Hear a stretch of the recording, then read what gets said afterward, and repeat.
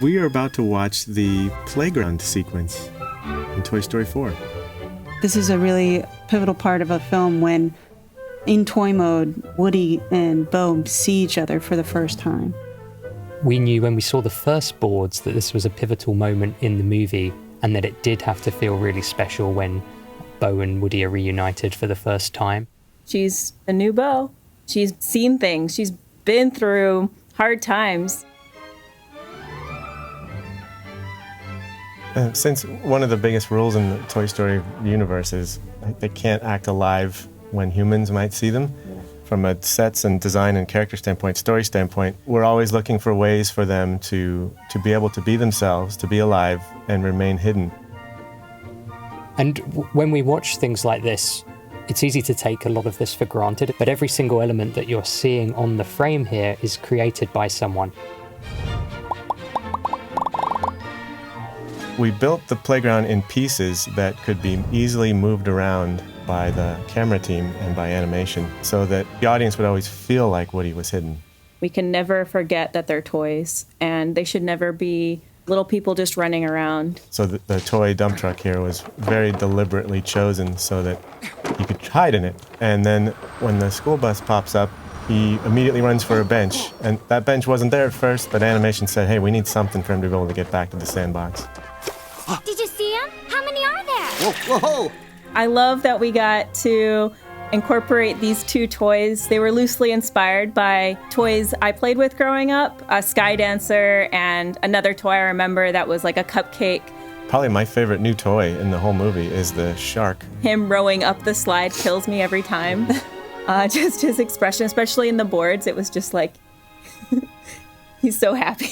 Every screening, that got a big laugh. We learn about all sorts of things we wouldn't normally learn about, like the fact that this soft rubber ground, I think it's called poured rubber, and it's made out of recycled car tires. When you see Woody lying on that blue rubber surface, the shader on this sequence has kids, so he's going to these playgrounds always, and he actually had a piece of this rubber surface in his office, and it really shows how he's got all the little details of that surface, even down to the little sparkles.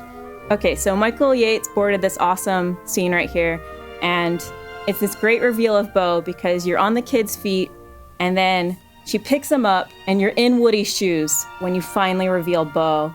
I remember you talking about this before, how you wanted it to seem like the original Bo. The beautiful bodice and lace. We wanted her to be immediately recognizable as Bo, so the first outfit you see her in is the skirt still. And another thing I love about their first meet is that it's in toy mode. So they can't express how they truly feel at first. Another aspect of Bo that I love is anytime we see her in the movie, there's some symbol of the dots from her lampshade.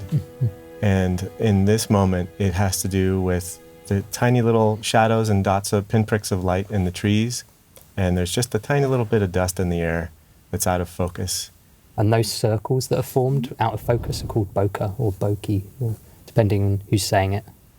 It's beautiful. If you're Forky, you'd say Boca. Yeah. It's sort of her theme throughout the movie. Wow, that's amazing. I remember Carrie working on the sequence and playing around with ideas of like, well, how could a child play with Bo in all these different ways? And this wraparound skirt was this key piece that could be anything that a kid wants it to be. A cloak, it could be a bag, it could be a parachute. Ultimately, we wanted to show that Woody's out of his element and Bo knows exactly what she's doing. She plays on this playground all the time. So when they're set down, there's so much they want to say to each other, but she immediately stops them because she's like 3 steps ahead of them.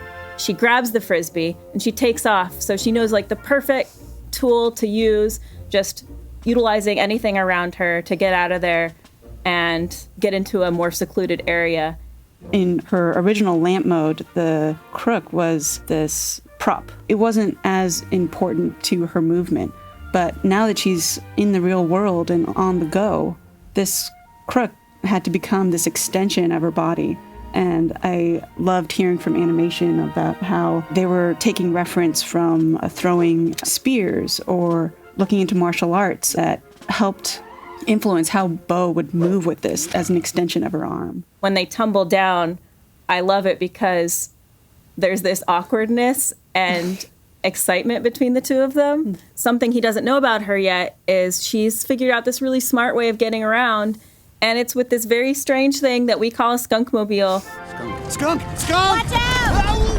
Ah! She's taken this RC car and she's fashioned all these recycled parts over it to look like a skunk, because what better way to get around than an animal that no one wants to come in close contact with? Another really technically hard thing, while Woody's talking to her right here, she takes off her skirt in front of him in this really casually cool way that's effortless, so shows her character. But behind the scenes, that was actually really hard to do, right? Yeah, I mean, we were initially talking about her taking off her skirt or her cape, and we're like, oh, we'll do that off screen, right? Yeah, that will be off screen. We'll never see that. And But then I boarded it. yeah, you're bored. We're like, okay, let's do this. It was daunting. Anytime you're dealing with loose organic cloth, you're always going to have challenges of consistency from shot to shot and just control of the movement. When you're storyboarding, do you realize how much power you have based on Oh, I have no power. based on what you draw? I just plead, please, you guys, make this look awesome. Make this look cool. So a fun fact about this cape is that it's thrown down next to, in sets, our smallest environment, Giggle McDimple's police badge, which when opened up forms her little house. When you first see her, she's actually at her desk up there looking at this beautiful mind chart of who knows what's going on in Pet Patrol land. Yeah, I remember in the early boards, there was a much closer shot on her at that table in front of that board there, and she was talking about how she lost her friend back in that version. In one version of the movie, we had this whole backstory of a partner that she had that was a dog, and she lost him. So it's that trope of, I lost my partner out in the field. Yeah, I love all these details that were put into there, from the clipboard to the big map in the background. Yeah, her friend's food. She's eating a donut and he's eating a bone since he's a dog. I love this. I'm seeing it for the first time. You guys put a water cooler in there. That's such a great detail. Toy Story 4 might have more Easter eggs than any Pixar movie, and so we try to hide some in almost every scene. And here, the battery pack inside the Skunkmobile, the brand name is B&L, which is by and large from Wall-E. And the sheep find a bottle cap that they bring over that's a grape soda bottle cap from the movie Up.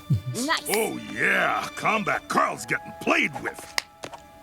You guys in? This is something that wasn't written in the script, and I just added. So it really tickles me that it actually made it into the movie. That Arctic goes for the high five and is missed. It's comedy gold. Yeah, I love high this five guy. jokes. Yeah. That's so cool you boarded that, Carrie, because that got a huge laugh every time when I watched it. Yeah, every single time. Oh, thank you. All right, guess we're doing this. Let's ride! There's a lot of time by a lot of very talented people in a lot of departments to create these images. Everything is hand modeled to create the form, everything is hand shaded for how it will look like, then interacted with and animated and lit. I love seeing all the details, the dirt on the tires, the fur on the skunk, seeing just everything come together, all those details that everyone has been nitpicking over, and have them all combined into this beautiful piece. And for just every team to get involved and add their layer of detail, professionalism and polish and come together to get to the point where hopefully at this moment that the audience would just get goosebumps seeing them reunited. I've always felt we were able to make something together that none of us could achieve by ourselves, and that's part of the magic of all working together here at Pixar. Second chance antiques and step on it.